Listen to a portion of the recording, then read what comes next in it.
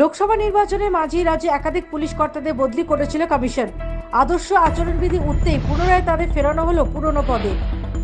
রাজ্য পুলিশের ফের রদবদল করা হলো মঙ্গলবার। লোকসভা ভোটের আবহে পূর্ব মেদিনীপুরের কাঁথির এসডিপিও, বসিরহাট পুলিশ জেলার মিনাখায় এসডিপিও, পূর্ব ও পশ্চিম মেদিনীপুর জেলা পুলিশ সুপার সহ একগুচ্ছ অফিসারকে বদলির সিদ্ধান্ত নিয়েছিল কমিশন।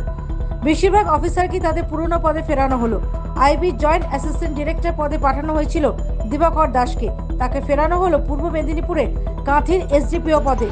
পূর্ব মেদিনীপুর জেলার কন্টায়ের এসডিপিও পদে নিয়ে যাওয়া হয়েছিল আজহারউদ্দিন খানকে, তিনি দার্জিলিংয়ের ডিএসপি ছিলেন, সেখানেই ফের পাঠানো হলো তাকে।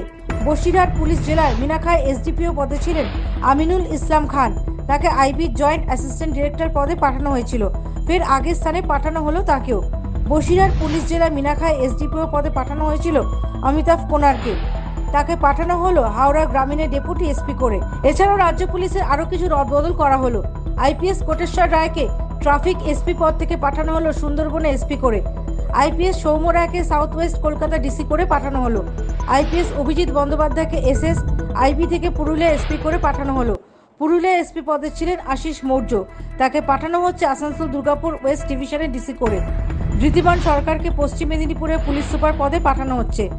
এই জেলার এসপি পদে ছিলেন এস কুলদীপ সুরেশ, তাকে পাঠানো হচ্ছে ব্যারাকপুর পুলিশের ডিসি সেন্ট্রাল করে।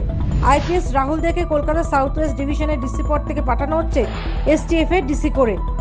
সুন্দরবন পুলিশ জেলা এসপি ছিলেন আইপিএস সন্দীপ কারারা, তাকে পাঠানো হলো দক্ষিণ দিনাজপুর জেলা পুলিশ সুপার করে। পূর্ব মেদিনীপুরের এসপি ছিলেন সৌম্য ভট্টাচার্য, তাকে পাঠানো হচ্ছে কলকাতা আর্ম পুলিশের ডিসি করে। Bureau report, the United India news.